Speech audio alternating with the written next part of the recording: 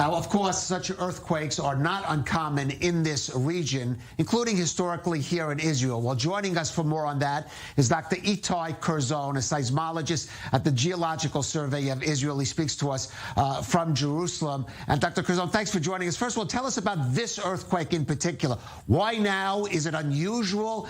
Could it impact elsewhere in the region?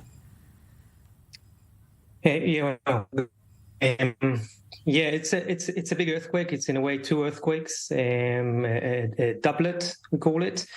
Two earthquakes of the 7.8 and 7.7. One was in the middle of the night, and the other one was in the middle of the day, with many aftershocks all along the East Anatolian Fault in southeast Turkey. It's a big earthquake, even in Turkey. Way of looking at it, on it, they had many sixes, 6.5.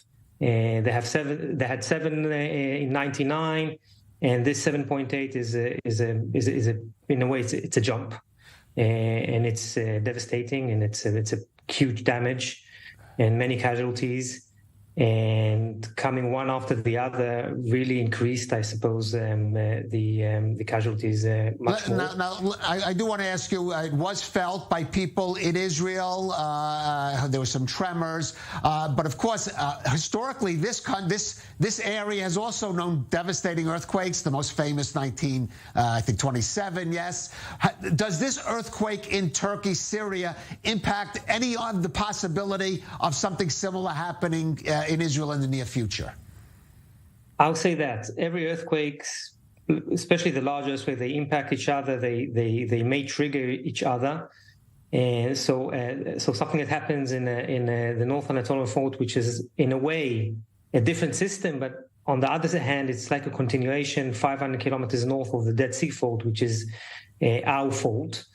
And we suppose that something like that may impact, but it's something which is very hard to quantify and to see exactly what is the effect of large earthquakes in that area on our system. But it certainly has some kind of an effect, whether it's an effect that will trigger another earthquake in our area or do the opposite, we don't know. We cannot predict in that level. One last question. The government is advising residents, Israelis living in what's called the Bet Shan Valley, the northern Jordan Valley, to boil their tap water before drinking. How could an earthquake in Turkey, Syria impact the drinking water in northern Israel?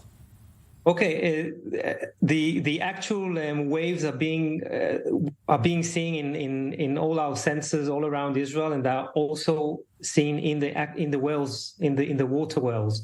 We could see the water going up and down in some of the wells. It went up to 17-meter change. So imagine what a 17-meter in a borehole in a well of water. So there is a lot of mixing of water in the groundwater in Israel, that was generated by the large waves coming from Turkey, certainly, and that's why people were advised to boil them in the north. Right. Well, so people certainly should. Dr. Kurzon, thank you for joining us.